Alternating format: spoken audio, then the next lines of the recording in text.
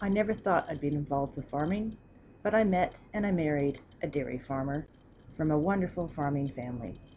I worked in Auckland and I commuted to the farm on weekends.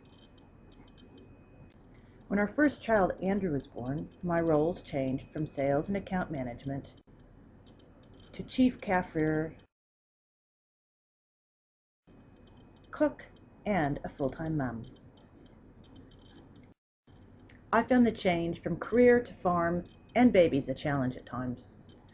Peter had been farming on this farm for 15 years, and it was well organized. I wasn't required on the farm. It was a one-man operation.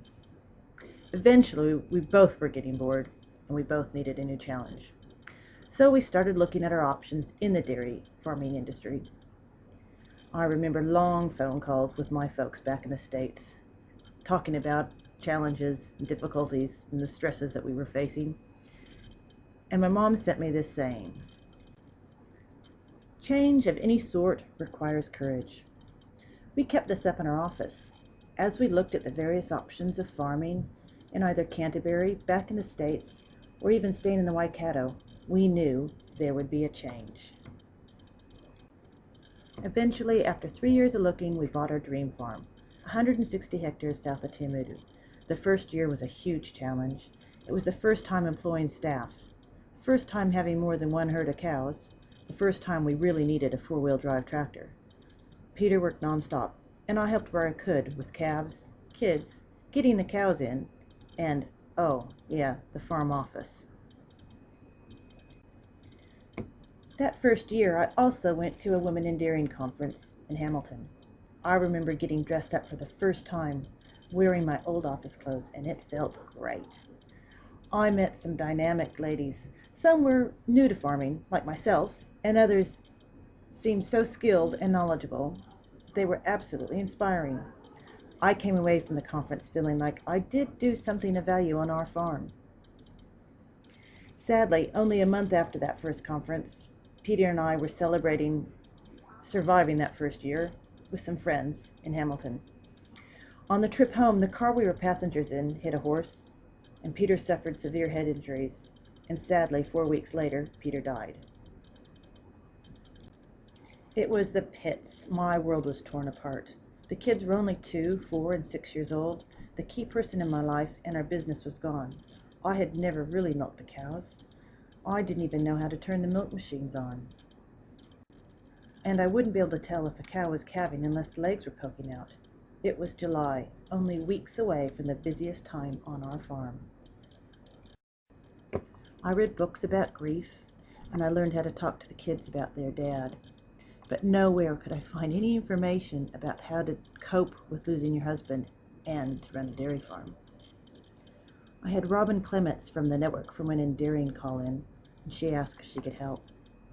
And I wondered if she had any ladies that were also dairy farming widows whom I could speak to. Eventually, she put me on to 3 ladies. I met with each of them, and they were so helpful. Just by being able to talk to them and listening to their story was a great inspiration to me. I realized I wanted to keep this farm. Now I had a goal, to keep the farm for at least 2 years. If I couldn't make it work financially in 2 years, I should sell. I set short-term goals, like how many cows do we have? Medium-term goals, managing the farm over spring, and my long-term goal was who was going to run the farm for me next season. That first year was really a blur. I am so fortunate to have wonderful friends and family who saw me through this time. I had a nanny, and she allowed me to get out of the house. I read everything that came into the mailbox about dairy farming. If I couldn't sleep, I would read. So I read a lot.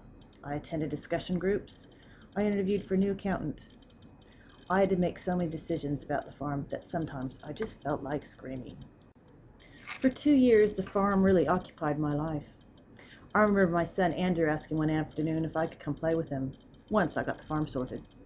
My priorities were probably a bit out of kilter those years, but I did it. The kids and I still have the farm.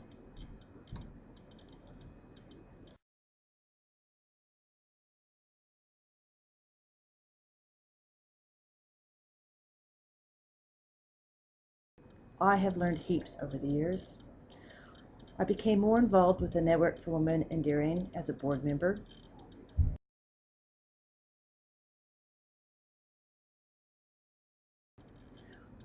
I've helped organize conferences and I've learned how the board operates. I've also become involved with our dairy company. I'm a Fonterra networker for our local area. With the farm heading in the right directions, I have finally had some time for me. I've met a special man in my life.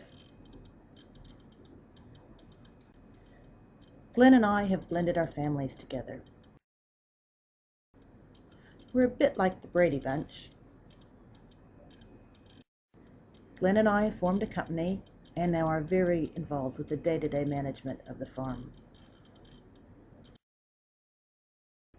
We want our kids to learn about dairy farming, and more importantly, we want them to have a strong work ethic. We are now in the process of building a new cowshed, which has required lots of decisions. It has been a relief to have someone to share the decision-making process with.